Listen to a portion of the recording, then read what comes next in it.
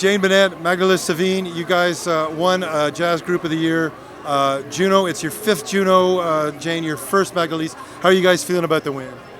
Happy! How many times you heard that? Happy! Oh my God, amazing. Like, this is beyond words. Come close, come close.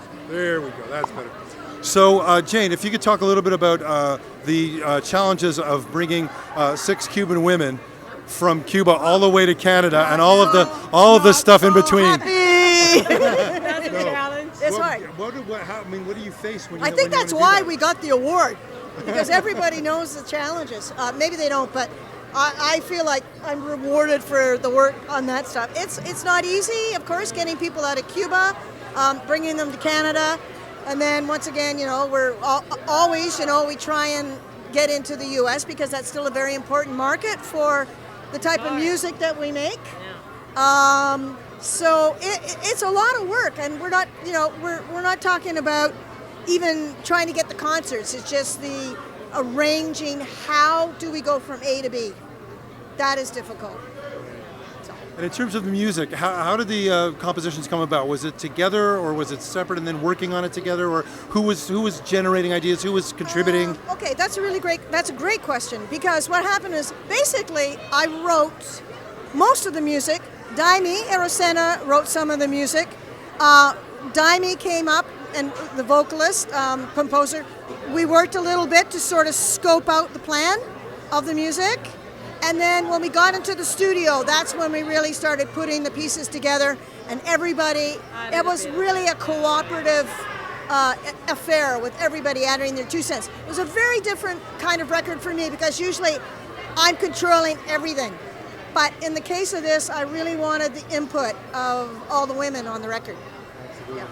So, Magdelys, in terms of coming from Cuba to here, how was the experience of coming here to play and to tour and to record? Amazing, amazing. I was wondering, why didn't I do it before? Well, Canadians are amazing and so welcoming. Like, that's what we had here, like, since day one. We came here, we did the first show at Little Lounge, and everybody was so supportive of us. And even we are not that known. Only Jizzy was the one that everybody had, an idea. She'd been here a couple of times before. She'd been here a couple of times, and even Diamond, she's been here too, like singing. But everybody was so supportive, and man, we got a great applause all over Canada, the West Coast, and even in the U.S. They loved it. They loved it. That's great. I mean, I saw a bunch of shows this summer. I know how easy it is to love it. And these players are unbelievable. She should do a drum battle with Neil Peart from Rush. You can't, the drummer, it's all about the drummer. It really is all about the drummer. So percussion, it rings. But, I think the thing that hits people about the group is that there's, and it sounds corny, but there's a very nice joy in the group in terms of just... And good chemistry. Yeah, just a joyfulness when we get on stage and start performing together and collect ourselves. And I think that's sort of the key to Maqueque. That's a hard find in a group of women, actually. Working with women, it's so hard. But actually, Maqueque is like chemistry. And we got along. We were living together for 4 months, and we didn't kill each other. Yeah. That's great. That's true. That's great. Yeah, that's true. That's great. We didn't kill each other. We didn't. And Jane didn't go crazy. We didn't speak. I did go crazy. A little bit. In a more general sense, just a more general question. There's no answer to this, but I ask it to everybody who's a songwriter anyway, or a composer.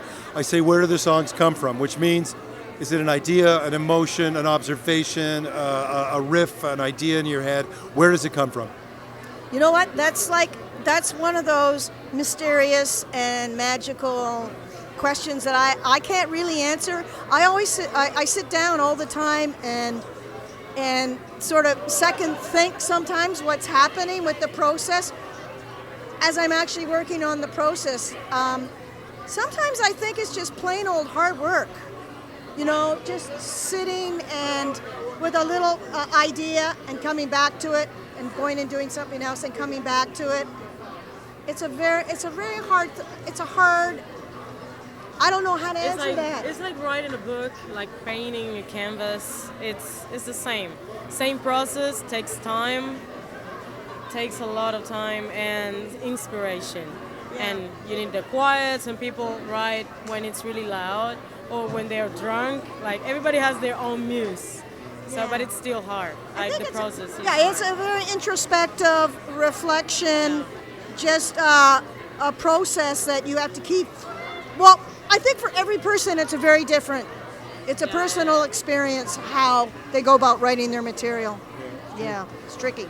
So what's next for Jane and for Maqueque? What's next is we have dates in May in Canada, and then we have a whole U.S. tour in the west coast of California region, and then we're back in Canada for a bunch of dates, Luminato in Canada, a bunch of other things.